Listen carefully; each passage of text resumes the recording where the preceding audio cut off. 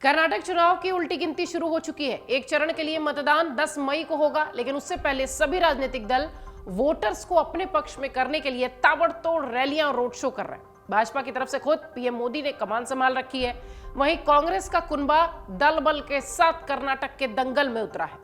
इस रिपोर्ट में हम आपको बताएंगे कि कर्नाटक में कांग्रेस के लिए कौन रणनीति बनाने में लगे हुए हैं और कौन वो रणनीतिकार हैं जो कि पर्दे के पीछे से काम कर रहे हैं।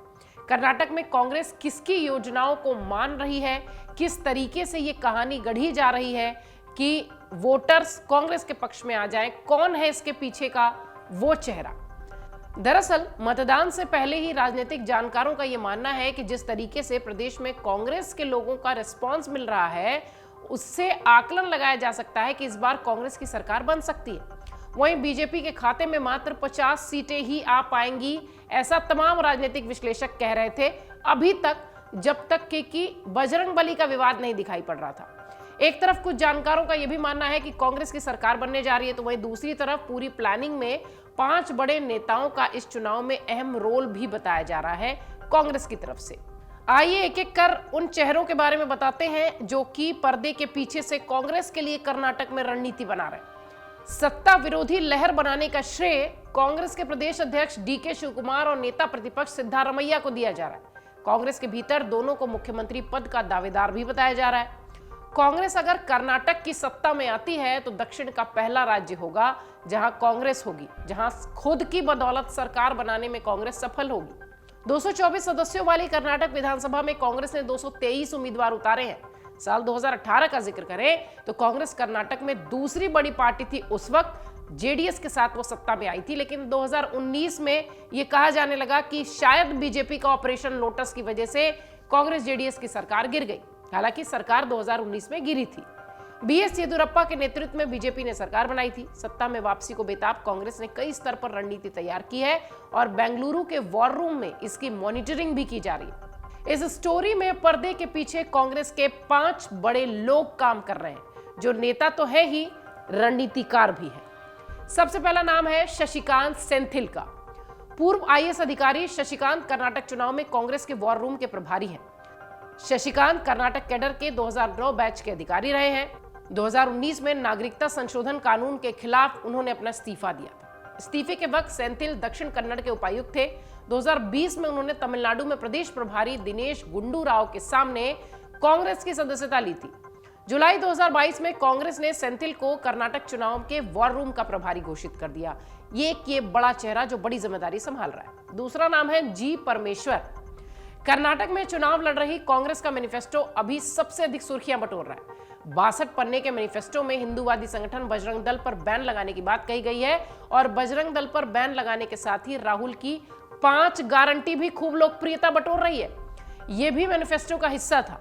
कर्नाटक कांग्रेस का मैनिफेस्टो सीनियर नेता जी परमेश्वर के नेतृत्व में तैयार हुआ है। सियासी सुर्खियों से दूर रहने वाले जी परमेश्वर कर्नाटक कांग्रेस के अध्यक्ष और पूर्व डिप्टी सीएम रह चुके हैं। कृषि विज्ञान से पीएचडी करने वाले हैं और परमेश्वर 1989 में पहली बार विधायक बने थे। तीसरा नाम इस सूची का है एमबी पाटिल। कांग्रेस में लिंगायत समुदाय के कद्दावर नेता मल्लन गौड़ा बसन गौड़ा पाटिल यानी एमबी पाटिल कैंपेन कमेटी के चेयरमैन हैं। कर्नाटक में कांग्रेस के धारदार चुनावी कैंपेन के पीछे यही चेहरा है। एमबी पाटिल ही रणनीति पर काम कर रहे हैं। हाल ही में पूर्व सीएम जगदीश शेट्टार बीजेपी छोड़ कांग्रेस में शामिल हुए। सियासी गलियारों में कहा गया कि शेट्टार से नेगोशिएशन का जो काम था वो पाटिल ने ही किया और उन्हें कांग्रेस में लाने में उनकी बड़ी भूमिका थी। कांग्रेस इस बार डोर टू डोर कैंपेन, जनसभा, रोड शो सभी पर फोकस कर रही है।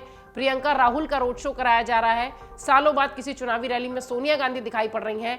ये सारी स्ट्रैटेजी इन्होंने ही तैयार की है। चौथा नाम है सुनील कानुगोलू। सुनील कानुगोलू अखिल भारतीय स्तर पर कांग्रेस के मुख्य रणनीतिकार रहे। कर्नाटक में कांग्रेस 2022 से ही कानुगोलू और उनकी टीम को तैनात कर रखी है। कानुगोलू की टीम सर्वे तैयार करने से लेकर कैंपेन, उम्मीदवारों का चयन, जीत के लिए रणनीति तैयार करने में प्रमुख भूमिका निभाती रही है। हाल ही में कांग्रेस ने कानुगोलू को मध्य प्रदेश का भी प्रभार सौंपा था और डेटा का विश्लेषण भी ये और इनकी टीम कर रहे थे। एक एक सीट पर रणनीति तैयार करने का काम कानुगोलू और उनकी टीम कर रही है।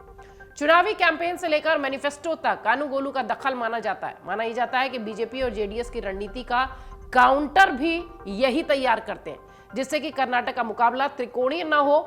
यह जिम्मेदारी भी इनके पास है। 40 साल के कानुगोलू मूल रूप से कर्नाटक के बेल्लारी जिले से आते हैं और इस वक्त कांग्रेस के रणनीतिकारों में कर्नाटक में शामिल है।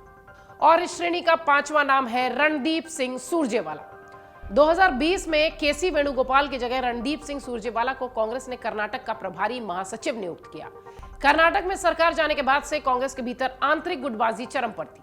सुरजेवाला ने पहले भारत जोड़ो यात्रा, फिर चुनाव में 2 बड़े गुट यानी सिद्धारमैया और शिवकुमार को जोड़कर रखने का काम किया।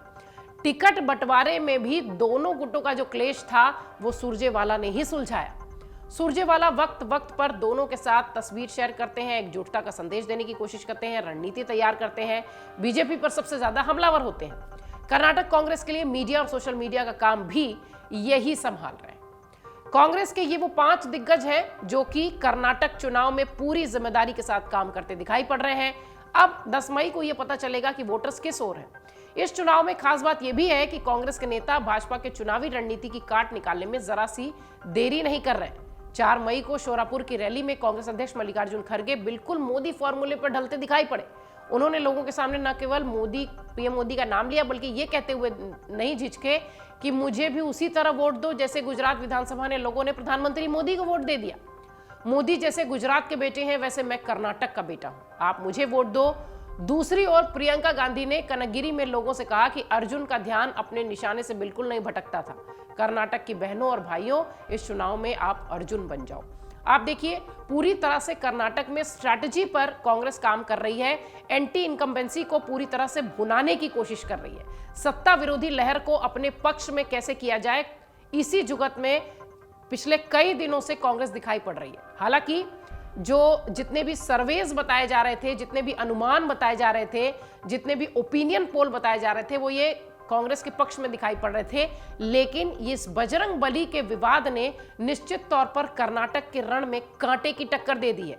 जो राजनीतिक जानकार और पंडित कह रहे थे कि सत्ता विरोधी लहर का पूरा फायदा कांग्रेस को मिलेगा, वो शायद बजरंग बली के विवाद के बाद अब बराबर की लड़ाई में नजर आता है। अब 10 मई को वोटर्स किसके पाले में जाते हैं ये देखना होगा, और 13 मई को जब पिटारा खुलेगा तब पता चलेगा कि कर्नाटक में जनता किसके साथ है। मन से उजाला कर चले, मन से उजाला कर चले, एक अमर उजाला।